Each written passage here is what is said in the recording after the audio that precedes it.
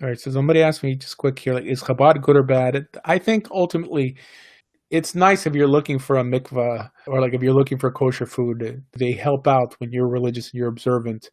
The problem I have with them is their philosophy. Now, some people say that it really doesn't really matter why someone does good as long as they do good. Okay.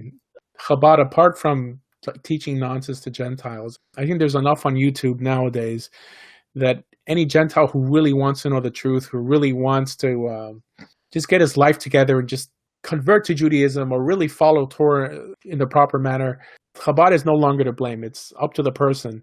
I mean, just because that information's out there. Now, 20 years ago, or even 30 years ago, when people didn't have the internet and people only had what rabbis were telling them, well, then yes. If the only thing you had was Chabad telling you that God made you a Gentile and you should be proud to be a Gentile and just remain a Gentile and not want to convert, then that's clearly destructive and harmful. But I don't think that's the case anymore. And I think that's one benefit to having shows like this. People get their questions answered from Mishnaic sources, and they're able to take these sources to their rabbi and ask them, hey, how about this? How about that? Here it says not to discourage. Here it says even to encourage. I think that people start changing their tune once they realize that their audience is getting educated. Now, there are some questions here that people are asking on metaphysical stuff. I've heard so many rabbis on YouTube speak for hours and hours on stuff that's so nonsensical. I have no problem if people want to speak about uber, like mysticism and Kabbalah, but just don't call it Judaism.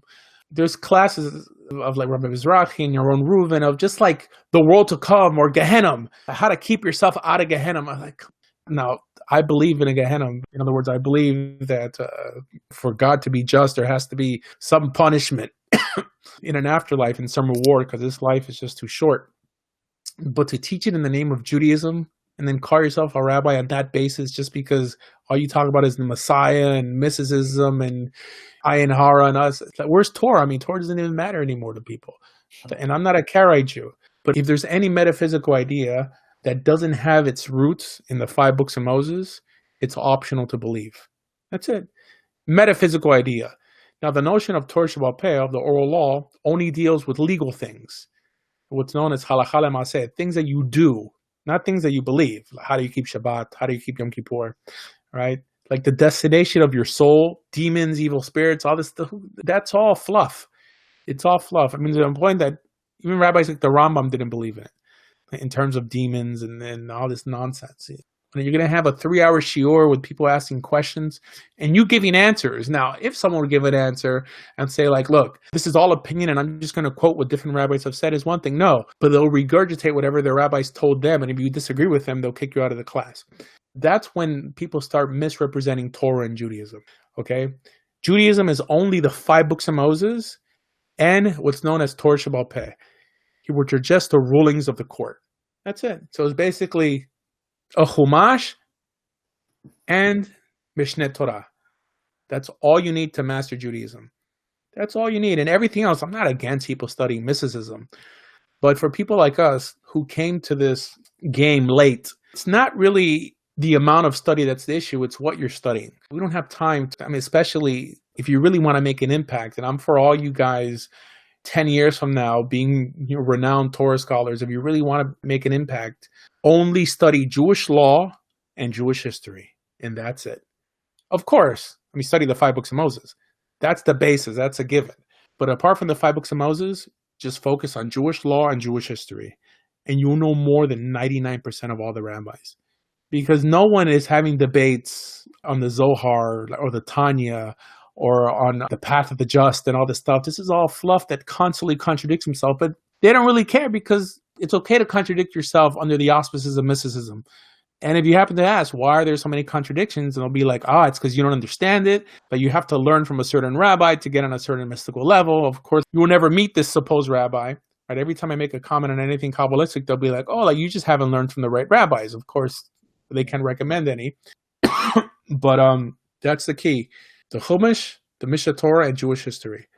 By studying Jewish history, it will keep you away from cults and weird practices because you'll start seeing how people lived. You'll be able to see, wait a minute, if Jews didn't behave like this in the time of the Gaonim, in the time of the Rambam, in the time of the Ibn Ezra, why join any type of Hasidic group or any group that from a Mishnaic perspective is almost baseless in terms of their practices? If you don't know Jewish history, there's really nothing to stop you from joining a cult because you'll think this is Judaism, this is what Jews have been doing always. I mean, I've seen people who have been convinced that Moses wore a black hat and a black suit because they just don't know. It's true. And I've even seen, like, I don't know if this is a joke, but I saw this Satmar video. This guy was like justifying that Moses wore a flat hat. So a flat hat is, they call it a pancake hat also, is what the single Satmar guys wear before they get married and then they get the strimal. But as long as you have Jewish history in front of you, and this is why it's good to study Burl Wine, and on my website I have the lectures of Rabbi Ken Spiro, then you'll see it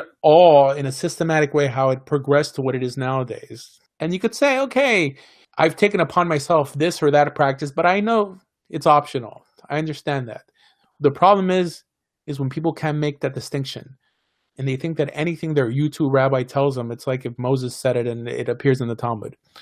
I would say probably around 60% of what's taught nowadays has no Torah or Mishnah/Talmudic source to it.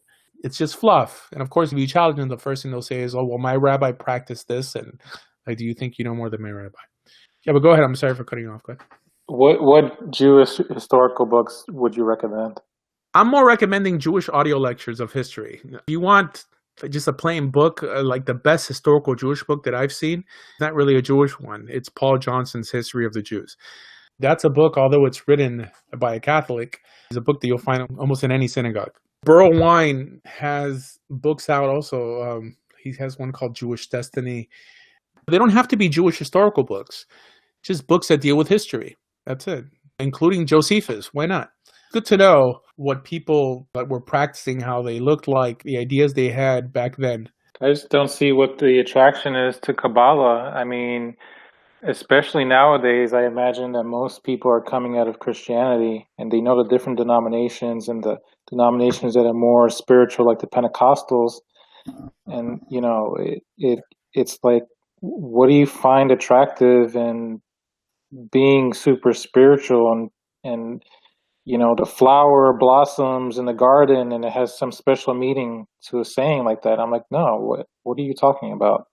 You know, it doesn't make sense. It's not just leaving Christianity, it's why they're leaving and who they're leaving through. Because I would say rabbis like Tovia Singer and just rabbis who cater to the Gentile community or to people who don't practice Judaism, because they really claim to cater to secular Jews who believe in Christianity. But people emulate their rabbis.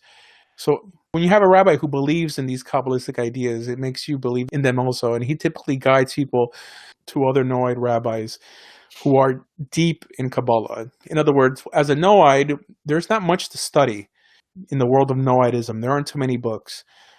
So Noahides have to create a place for themselves, a religious place for themselves within Kabbalah. Especially, mind you, that anything that deals with people before the Torah was given typically exists in a midrashic form, in folklore and legend. And all this folklore and legend was called Midrash and Agadah, is full of mystical ideas, not necessarily Kabbalah post the Zohar, but mysticism before the Zohar. For example, that book that Rabbi David Katz came out with, The World of the Ger, it's all mystical. It builds a picture and tries to create a place for the Gentile within Israel, but because there's not much written about the Gentile within Israel, so they have to go through every, midrash out there, and there's tons of midrashim, tons that outnumber anything that appears in the Torah, that it's almost impossible to stay away from mystical ideas if you're a Gentile remaining amongst Israel, i.e. being a Noahide. Chabad's everywhere. They have their website, and I think that's the first thing that people go to, and they read this stuff, and they think that represents Judaism, not knowing, the intellectual side of Judaism.